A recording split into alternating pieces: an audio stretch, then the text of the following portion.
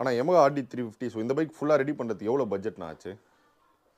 YAMAHA RD350 பார்த்தீங்கன்னா, இது வந்து பார்த்தீங்கன்னா ஒரு 160 கிட்ட நான் செலவு பண்ணியிருக்கேன். பட் இருந்தாலும் அதிகமாக பண்ணலாம். இது வந்து அவ்வளோ வந்து செலவு வந்து நான் கஸ்டமர் வந்து என்னோடய ஓன் ஃப்ரெண்டு அவர் ஃப்ரெண்டுன்றதுனால நான் வந்து ஒரு 160க்குள்ளேயே நான் முடிச்சிருக்கேன். ஃபுல்லாக அண்ட் ஃபுல்லு நான் நிறைய மாற்றலை இதில். அதாவது பார்த்தீங்கன்னா பெயிண்டிங்லாம் சிம்பிளாக தான் பண்ணியிருப்பேன். குரோமும் கம்மியாக தான் பண்ணியிருப்பேன். இந்த ஃப்ரேம் பார்த்தீங்கன்னா சென்டர் ஃப்ரேம் பார்த்தா அதெல்லாம் பெயிண்ட் பண்ணியிருக்க மாட்டேன். ஓகே. இன்ஜின் ஒர்க் ஃபுல்லாக பண்ணியிருப்பேன். இன்ஜின் டோட்டல் கம்ப்ளீட் போர் புதுசு போட்டிருக்கேன், ரீடு புதுசு போட்டிருக்கேன், கார்பரேட்டர் புதுசு போட்டிருக்கேன், அப்புறம் டோட்டலாக ஆல் கேபிள் செட் போட்டிருக்கேன், செயின் ஸ்ப்ராக்கெட்டு. இந்த ரப்பர் மட்டும் பார்த்தீங்கன்னாக்கா இதுதான் வந்து நம்மளுக்கு ரொம்ப கிடைக்காம இருந்துச்சு. ரப்பர் கிட்ட வந்து ஒரு 2 மாதம் நான் வெயிட் பண்ணி தான் வாங்கினேன். வாங்கி இந்த ரப்பர் போட்டே ஆகணும் அப்படின்றது தான். ஓகே.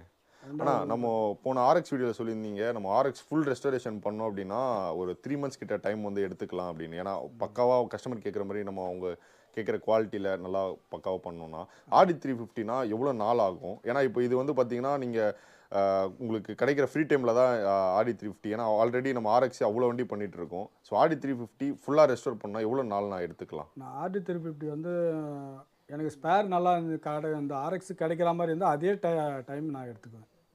இப்போ ஆர்எக்ஸில் என்ன நம்மளுக்கு பொருள் கிடைக்குதோ அந்த டைமிங் நான் ஆர்டிலையும் எடுத்துப்பேன். ஆர்டியில் என்னென்னா ஸ்பேர் கிடைக்காத கொஞ்சம் இதுன்றதுனால நம்ம கரெக்டான டயத்தை வந்து இதுக்கு சொல்ல முடியாது. சரிங்கண்ணா. ஆனால் உங்ககிட்ட அந்த ரேரான வண்டி ஒன்று ரெஸ்டோர் பண்ணுறதுக்கு வந்திருக்கு சொன்னீங்களா, அதை காமிங்கண்ணா. எனக்கு தெரிஞ்ச மக்கள் யாரும் பார்த்துருக்க மாட்டாங்கன்னு நினைக்கிறேன். ஏன்னா நானே இப்போ ஃபஸ்ட்டு டைம் பார்க்குறேன் அந்த வண்டியை. நீங்கள் பார்த்தீங்கன்னா இந்த வண்டியை தான் வந்து கேட்குறீங்க. இது வந்து சில்வர் ப்ளஸ். இது வந்து பார்த்தீங்கன்னா ஒரு 85 அந்த மாதிரி வந்த வண்டி இது. நான் நெக்ஸ்ட் வீடியோவில் இது வந்து உங்களுக்கு வந்து பக்காவாக வந்து ரீஸ்டோர் பண்ணி காட்டுறேன். ஆனால் என்ன கம்பெனினா அது? Enfield, Royal Enfield company. Okay. எவ்வளோ சிசி? 3 கியர் இது. இது பார்த்தீங்கன்னா 80 சிசி வரும். இதில் வந்து பார்த்தீங்கன்னா 3 கியர் தான், கை கியர் தான் இது. இதுலேயே எக்ஸ்ப்ளோர்னு சொல்லிட்டு இதே சேம் இன்ஜின் வச்சு தான் விட்டுருந்தாங்க. அதில் வந்து கால் கியர் வரும், இதில் கை கியர் வரும். ஓகே. இப்போ இதுக்கு கண்டிப்பாக ஸ்பேர்லாம் கிடைக்காதுல்லண்ணா? கிடைக்காது. நான் அதிகமாக நான் சொல்லியிருக்கேன் பார்த்தீங்கன்னா, ஒரு பொருள் கிடைக்கலன்னா நான் ஆர்என்டியில் கொஞ்சம் அதிகமாக ஆர்என்டி பண்ணியாவது அந்த பொருளை உருவாக்கிடுவேன். அதை செஞ்சு பார்க்கணுன்னு நான் பண்ணுவேன். முடியல, ஆனால் பண்ணிவிடுவேன். இதுக்கெல்லாம் நம்ம டைம் சொல்ல முடியாது. டைம் சொல்ல முடியாது. முடியலன்னா அதாவது பொருள் கிடைக்காதுன்னு தெரியும், ஆனால் அந்த வேலையை நான் ரிஸ்க் எடுத்து தான் செய்வேன். சரிங்கண்ணா. அந்த சுசுகி பைக்கும் போன வீடியோவில் சொல்லியிருந்தீங்க. ஆமாம், இது வந்து ஃபுல் ரீஸ்டோருக்காக வந்திருக்கு. நெக்ஸ்ட் வீடியோவில் நான் ரீஸ்டோர் பண்ணிட்டு நான் இதை நான் பக்காவாக கொடுக்குறேன். ஆனால் இப்போ இங்கே குட்டி வண்டி ஒன்று நிற்க வச்சுருக்கீங்களேண்ணா, இதுண்ணா? இது வந்து ஒரு குழந்தைக்காக ஒருத்தர் வாங்கினார். இது காயில் இல்லை. ஆல்ரெடி வந்து ஒரு மெக்கானிக் வந்துட்டு அவர்கிட்ட தான் கட்டியிருந்தாங்க. இதுக்குள்ளே வரக்கூடிய ஒரு சிடி காயில் வந்து அவர் மிஸ் பண்ணிட்டார். அதோடைய ஒரிஜினல் மால் என்னன்றது தெரியாததுனால அப்படியே நிற்கிது. ஆனால் அதையும் நான் செஞ்சுட்டேன், காயில் செஞ்சுருக்கேன். இப்போ நான் டைம் இருக்கும்போது நான் அதையும் பண்ணிவிட்டு நான் அதை எப்படி செஞ்சுருக்கேன்றதை அதையும் நான் உங்கள்கிட்ட அடுத்த இதில் வந்து காட்டுறேன். சரிங்க. Hero Honda CD 100SS, Suzuki Max 100, ரெனிகிரேட் வண்டி. இதுக்கு பார்த்தீங்கன்னா ஸ்பேர்ஸ்லாம் எதுவுமே கிடைக்காது. இதில் வந்து பல்சர் இன்ஜினை வந்து ஆல்ட்ரு பண்ணிகிட்ருக்காங்க. அண்ட் YAMAHAவோட RX 135 போன வீடியோவில் நீங்கள் பார்த்துருப்பீங்க. ஸோ 135 வந்து ஒரு 3 இயர்ஸ்க்கு முன்னாடியே ஃப்ரண்ட்டில் disc, steering damper, exhaust, quick throttle பயங்கரமாக ரெடி பண்ணியிருக்காங்க. அண்ட் நிறைய RX இருக்குது. ஒரு YAMAHA RX 135 ரெடி ஆகிட்டு இருக்கு. ஹாய் முத்தண்ணா. ஆனால் நம்ம ஒரு 6 மந்த்துக்கு முன்னாடி வீடியோ பண்ணும்போதே ஒரு RD350 வந்து பின்னாடி இருந்துச்சு. நான் அப்பயே உங்ககிட்ட வீடியோ கேட்டிருந்தேன். Hello friends, welcome to ARK Diaries. இன்றைக்கி நம்ம சேனலில் YAMAHA RD350 full restoration video தாங்க பார்க்க போகிறோம். அண்ட் 6 மந்த்துக்கு முன்னாடி பைக் வந்து நம்ம பேக்ரவுண்டில் நின்றுட்டு இருந்தது. கரெக்டாக அதை பார்த்து நிறைய பேர் வந்து சேல்ஸுக்கு இருக்கா, வண்டி வந்து என்ன கம்ப்ளைண்ட்ஸ்க்காக வந்திருந்து நிறைய பேர் கேட்டிருந்தீங்க. கரெக்டாக நோட் பண்ணி நானும் பார்த்தீங்கன்னா தொடர்ந்து அண்ணனை ஃபாலோ பண்ணி வந்து கேட்டுட்டு இருந்தேன். ஏன் இந்த 6 மந்த் கேப்பு, ஸோ வண்டியில் என்னென்ன விஷயம்லாம் ரெடி பண்ணியிருக்காங்க, அண்ட் சில விஷயம்லாம் அண்ணனே வந்து கொஞ்சம் எஃபர்ட் போட்டு ரெடி பண்ணியிருக்காரு. அது என்னென்னன்றதை இந்த வீடியோவில் ஃபுல்லாக பார்ப்போம். அண்ட் RD350 பார்த்தீங்கன்னா என்னன்னா இப்போ YAMAHA RX பார்த்தீங்கன்னா நம்மளுக்கு வந்து ஸ்பேர்ஸ் கிடைக்குது, நிறைய ஷாப்பில் ரெடி பண்ணுறாங்க. ஆனால் RD350 யூஸ்வலாக வந்து நிறைய பேர் எடுக்க மாட்டாங்க. ஏன்னா ஸ்பேர்ஸ் அவைலபிலிட்டி உங்களுக்கு யாரும் எடுக்க மாட்டாங்க. சொல்லுங்க. ஏன்னா அதோடைய டைம் வந்து எடுத்துக்கிறதுக்கு 2 வண்டி பண்ணிட்டு போயிடலாம். ஓகே. ஆனால் அதுக்காக இதில் டைம் வேஸ்ட் பண்ணுறதை நம்ம 10 ரூபா சம்பாதிக்கிறதுக்காக ரொம்ப ஸ்பீடாக எல்லாருமே அவங்கவுங்க RXலேயே மூவ் பண்ணுறாங்க. ஏன்னா அதுக்கு போனால் எங்கே வேணாலும் ஸ்பேர் கிடச்சிரும். ஆர்டிக்கு பெரும்பாலும் வந்து ஆர்டி யார் அதிகமாக பண்ணுறாங்களோ அவங்கள தான் நம்ம தேடுறதா இருக்குது. அவங்கக்கிட்ட இந்த பொருள் இருக்கா அது இருக்கா நம்ம கேட்டு நம்ம அந்த வண்டியை உருவாக்குறதா இருக்குது. இப்போ நெக்ஸ்ட் பார்த்தீங்கன்னா, இப்போ அந்த மேக்னெட்டுக்காக தான் நான் வந்து வெயிட் பண்ணிட்டு இருந்தேன். இந்த ஒரே ஒரு பாயிண்ட்டு வந்து கிடைக்கல. சப்போஸ் பாயிண்ட்டு கிடைச்சாலும் 6000 7000ன்னு சொல்கிறாங்க. ஓகே. பட் அப்படியும் நான் வாங்கினேன், ஒரு பாயிண்ட் வாங்கியிருந்தேன்.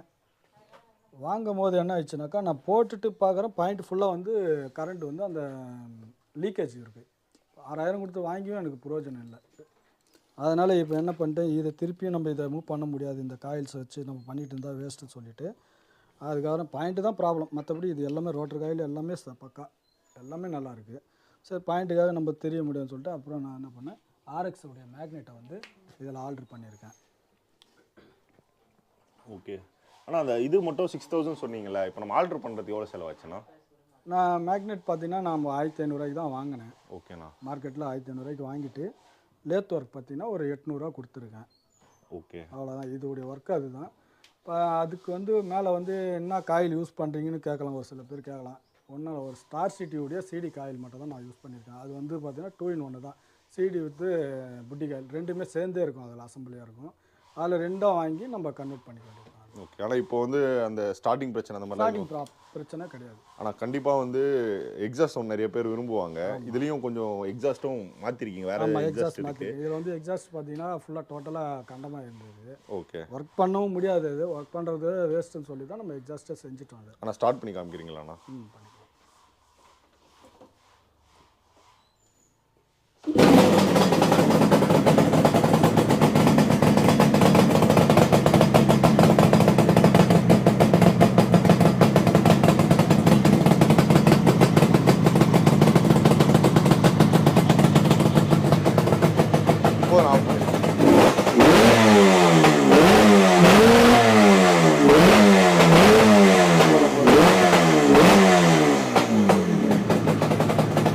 ஆஃப் பண்ணிடலாண்ணா. ஆனால் இப்போ ஆர்எக்ஸ்க்கு பயங்கரமாக ஃபேன்ஸ் இருக்க மாதிரி ஆர்டிக்கும் நிறைய பேர் ஃபேன்ஸ் இருக்காங்க. இப்போ இந்த 2 ஸ்ட்ரோக்கில் பார்த்தீங்கன்னா, நான் 2 ஸ்ட்ரோக்கோட கிங்கு, 2 ஸ்ட்ரோக்கில் ரொம்ப வேகமாக போகிற வண்டி இந்த மாதிரி நிறைய சொல்கிறாங்க. ஆர்டியில் என்ன, ஆர்டினாவே என்ன ஸ்பெஷல்னா? ஆர்டினாலேனாக்கா இந்த எக்ஸாஸ்டோடைய சவுண்டு தான். அது வந்து பார்த்தீங்கன்னா ஒரு சூப்பர் பைக்கில் இருக்கிற ஃபீலிங் இதில் கிடைக்கும். இது ஸ்டாக் பைக்கே பார்த்தீங்கன்னாக்கா 170 பண்ணும் இந்த வண்டி. 170 180 வரைக்கும் அந்த வண்டி வந்து ஸ்பீட் பண்ணும். அதாவது ஒரிஜினல் ஸ்டாக் வண்டி. ஓகே. அது வந்து இப்போ YAMAHA RX எதுக்கு விரும்புகிறாங்கன்னா அதோடைய ஸ்பீடு அதோடைய சவுண்டுக்காக தான். இப்போ ஆல்ரெடி இது வந்து அது YAMAHA வரதுக்கு முன்னாடி இந்த வண்டியில் அதை அந்த ஸ்பெஷல் பண்ணிட்டாங்க, டபுள் சிலிண்டர் பண்ணியிருக்காங்க. இதில் சவுண்ட் கேட்கறதுக்கே நம்மளுக்கு வந்து அந்த இம்போர்ட்டோட வாய்ஸ், அந்த டபுள் வாய்ஸ் கேட்கும். அதை தான் லைக் பண்ணுவாங்க இதில். ஆனால் இப்போ நம்ம வண்டியில் என்னென்ன விஷயம்லாம் ரெடி பண்ணியிருக்கோம்னா, இப்போ நம்ம வண்டியில் ரெடி பண்ணிக்கிறது பார்த்தீங்கன்னாக்கா அதை அந்த எக்ஸாஸ்ட் பண்ணியிருக்கேன். ஓகே. பெயிண்டிங் பண்ணியிருக்கேன். அது ரொம்ப அதிகமான ஒர்க்கு இதுக்கு கிடையாது. பெயிண்டிங் எல்லாமே நார்மலாக தான் பண்ணியிருக்கோம் நாங்கள். ரொம்ப அதிகமாக நம்ம பெயிண்டிங் வந்து நல்லா செலவு பண்ண மாதிரி ஒரு இதெல்லாம் பண்ணலை, சிம்பிளாக தான் பண்ணியிருக்கோம் நாங்கள். ஓகே. ரீஸ்டோர் பண்ணது வந்து ஃப்ரண்ட் வண்டிங்கிறதுனால தான். நான் முடிஞ்ச வரைக்கும் நான் வந்து அவர்கிட்டையும் அந்த அளவுக்கு எதிர்பார்க்குற அளவுக்கு இல்லை. அதனால் வந்து அவருக்கு இதோ இந்த சிம்பிளாக இருந்தால் போதும்னு சொன்னதுனால சிம்பிளாக பெயிண்டிங் பண்ணிட்டோம். குரோம் கொஞ்சம் பண்ணியிருப்போம். நெக்ஸ்ட்டு இந்த மேக்னெட்டுக்காக தான் இந்த ஒரு 6 மந்த் வந்து எனக்கு டைமிங் எடுத்துக்கிச்சு. ஓகேண்ணா. பண்ணியிருக்கலாம். ஏன்னா பட் இவ்வளோ வண்டியில் இருக்கும்போது என்னால் இதுக்காக நான் டைம் வேஸ்ட் பண்ண முடியல, என்னால் போக முடியல லேத்துக்காக.